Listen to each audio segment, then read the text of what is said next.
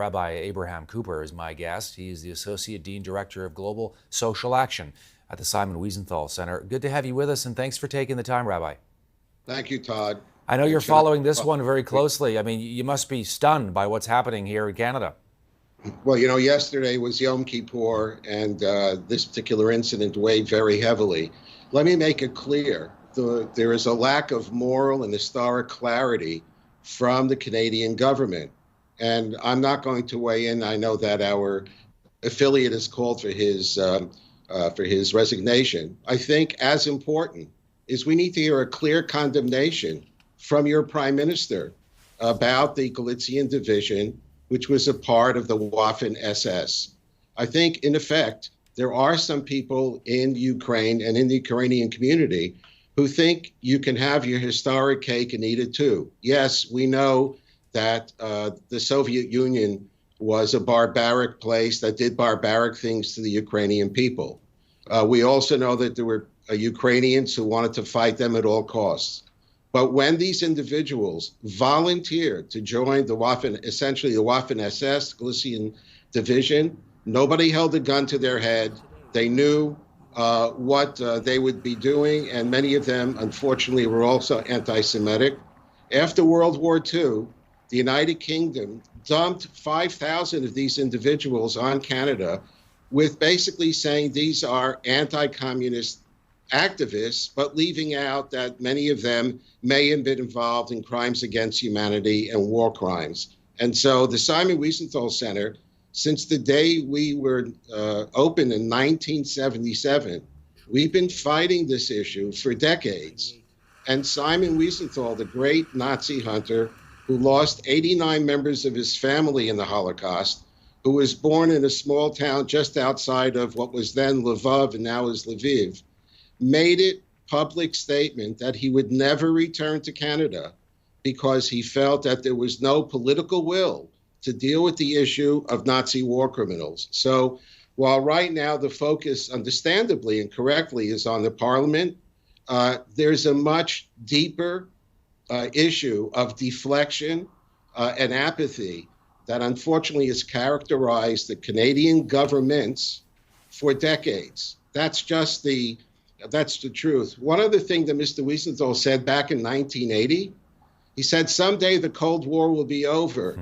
And they will ask who won. Was it the US and Great Britain and France, or was it the Soviet Empire? And he said, I already know the answer to that question. The ex-Nazi war criminals won because they basically chose up sides.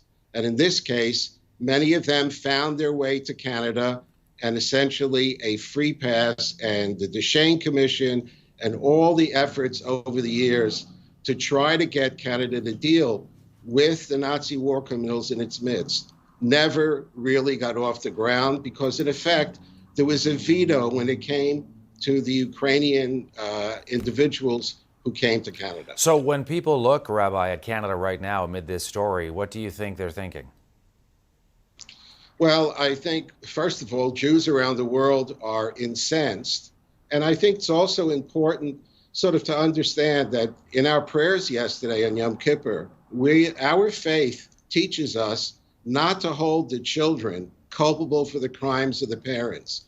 That's been the basis for strong support for Ukraine in battling against Vladimir Putin's Russia. That comes despite the fact that we will not forget nor forgive the fact that somewhere in the vicinity of 1 million Jews in that region were mass murdered by the Germans and by the willing executioners among the local population. So as far as Canada, I think this has to come from the Prime Minister, a clear statement of condemnation of those who embraced Nazism for whatever reason and helped carry out the Nazi genocide plan. By doing that, maybe you can start with helping the current Ukrainian government and people to convince the rest of the world that all of the things that have been said about Ukraine in 2023 are not true. They don't reflect back to those days. But for some Ukrainians, In fact, they do. One last point. I'm also the chairman of the United States Commission on International Religious Freedom. And I have been involved personally and professionally over these last months in putting out statements and tweets condemning the Russians for their horrific crimes against humanity, for targeting religious leaders. And we do this because it's the right thing to do.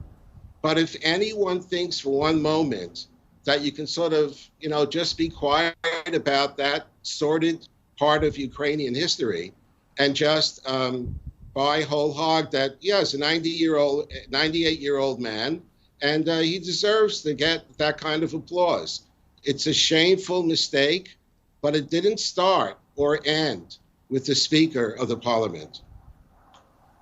Good to have you with us, Rabbi Cooper. I appreciate you taking the time and giving us a sense of the context here for you and the Wiesenthal Center, and no doubt a lot of Jewish people around the world following this story. Thank you, Todd.